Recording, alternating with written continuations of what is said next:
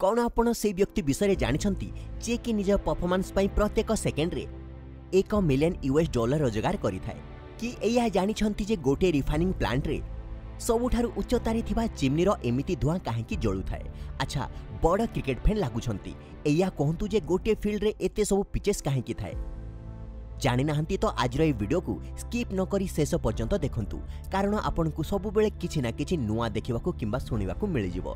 तो चलंतु आ विलंब न करी आरंभ करबा फैक्टिफाइड ओडिया रे आजर ए यात्रा। Factified facts on your face.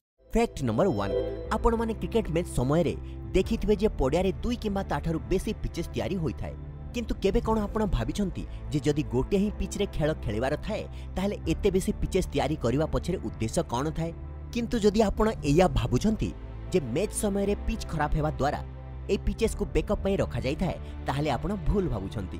वास्तव रे एथि मध्यरु प्रत्येक पिच को भिन्न भिन्न मानक अनुଯାयी भिन्न भिन्न व्यवहार पई तयारी करा जाई थाए।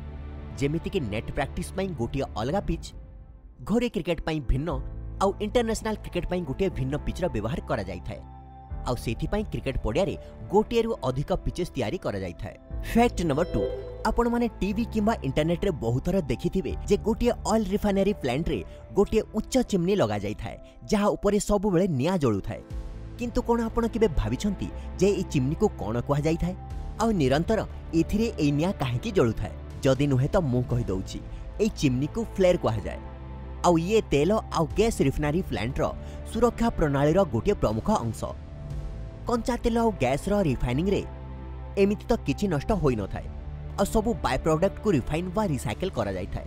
किंतु यह व्यतीत किछि एमिति भी गैसेस बंची जाए जहार किछि बे व्यवहार होई न थाए। रिफाइनरी थिबा एई फ्लेयर रे एई एक्स्ट्रा हाइड्रोकार्बन गैस को जला जाय थाए आउ एई प्रक्रिया को फ्लेयरिंग कहा जाए। एई गैस रे फ्लेयर रो जळेवार प्रक्रिया आम घरे एलपीजी जळेला भळे ही होई थाए। एलपीजी भळे ही एई गैसेस जळिबा द्वारा किछि धुआं बाहरी न थाए। फ्लेयरिंग समय रे एई एक्सेस गैस को पवन आउ स्टीम सहित कंबाइन करी एई फ्लेयरिंग सिस्टम रे जळा जाय थाए जहा कि बदल रे कार्बन डाइऑक्साइड आ वाटर वेपर बनै थांते। किंतु बहुत कम गैस केमती वेस्ट हेउ आ जळेबा को पडू सेइथि पय फ्लेयर सिस्टम रो जेते हे पारे सेतिकी कम व्यवहार करा जाय। किंतु तथापि प्लांट रो स्टार्ट किंबा शटडाउन समय रे आ पावर आउटेज भली स्थिति रे फ्लेयर सिस्टम व्यवहार करा जाय ही थाए। फैक्ट नंबर 3 आमे समस्ते दुनिया रो सबुठारु तीव्र मनीष उसेन बोल्ट को जानि ही थिबा।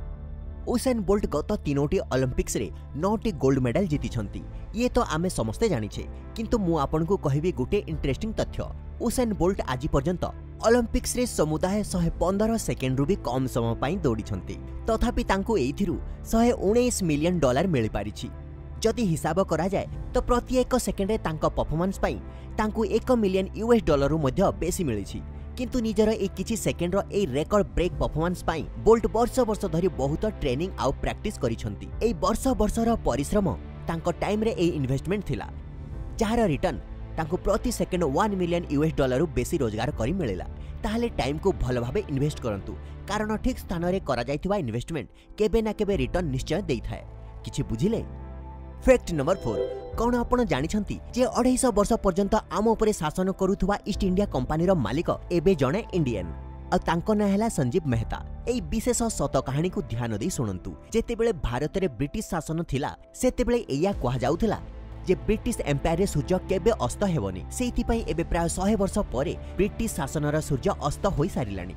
ईस्ट इंडिया कंपनी रो आरंभ 1600 शताब्दी रे इंडियन ओशन रे ट्रेड उद्देश्य रे होइथिला। एई कंपनी सप्तादश आउ अष्टादश शताब्दी रे भारत आउ चीन सहित बहुत व्यवसाय कला। तापरे 1757 रे एई कंपनी भारत पहुंचिला आउ तापरे झगड़ा करे राजूती करिबा बळरे ये भिन्न भिन्न राज्य मानकु निजर दास बनै देला। 1857 रे क्रांति परे EIC को नेशनलाइज कर दिया गला। तापरे इंडिया रा कंट्रोल सीधा क्राउन पाखकु चली गला आउ कंपनी पाखरे चार किछि व्यवसाय व्यतीत किछि आउ बेसी रहिलानी। तापरे 2010 रे किछि ब्रिटिश इन्वेस्टर मानक ठारू मुंबई रे Sanjiv Mehta East India company रो राइट्स $15 मिलियन दाम दे किनि नेले आउ एमिति भाबरे भारत उपरे राजूती करुथुवा कंपनी को जने भारतीय किनि नेले। एबे ई कंपनी ब्रिटिश नुहे अथच जने भारतीय मालिकाना थिबा कंपनी आउ एबे संजीव ईस्ट इंडिया कंपनी को नुआ बिजनेस रे आनिबाकू चेष्टा करूछंती। तांको प्लानिंग ई कॉमर्स बिजनेस जरिया रे दामी आ लग्जरी गिफ्ट बिक्री करिवार अछि। ताहले केमिति लागुछि आपनको आमर आजिर फैक्ट्स। तले कमेंट्स रे आमको निश्चय कहिबे।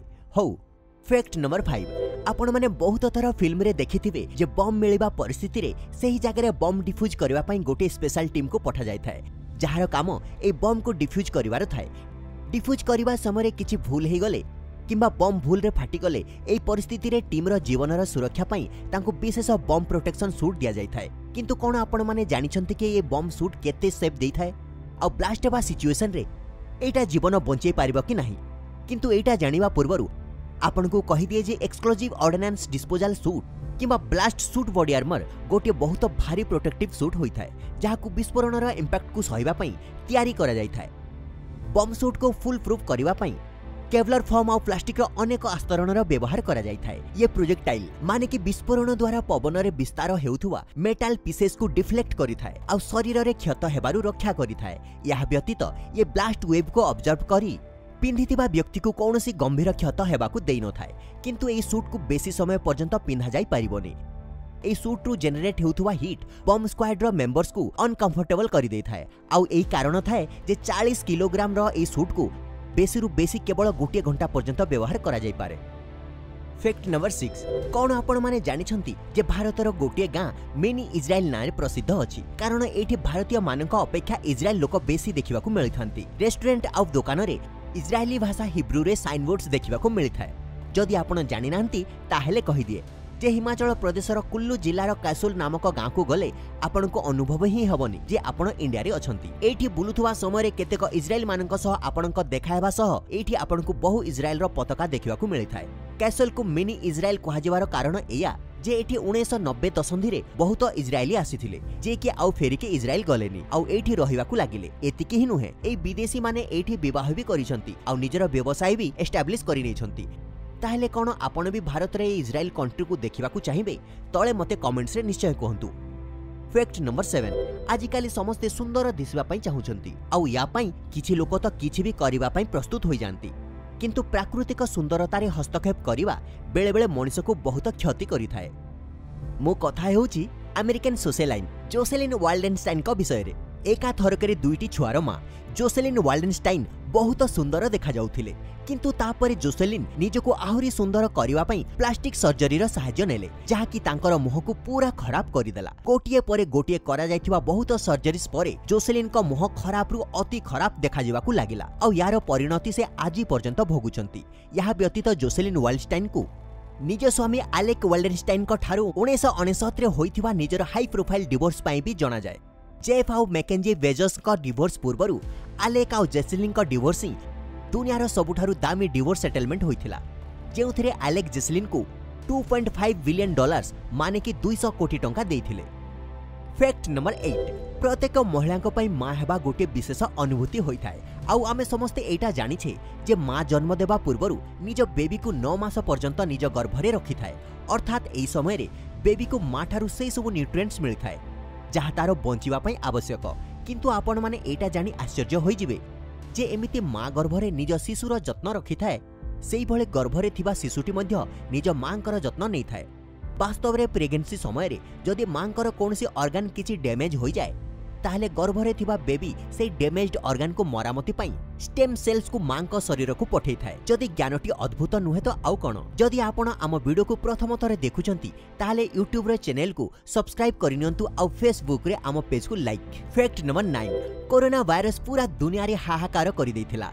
एई वायरस कारणरू प्रतिदिन हजार हजार लोकंक मृत्यु हेउथला। एई कोरोना गोटे श्वास जनित रोग आ यार गुरुतर रोगी को जेतेबेले निश्वास पई कष्ट अनुभूत हुए सेतेबेले तांको फुसफुस को वेंटिलेटर सहायता रे ऑक्सीजन सप्लाई करा जाय थाए। वेंटिलेटर अवेलेबल हेबा कि न हेबा जणे कोरोना रोगी पई जीवन आ मृत्युर प्रश्न होई पारे।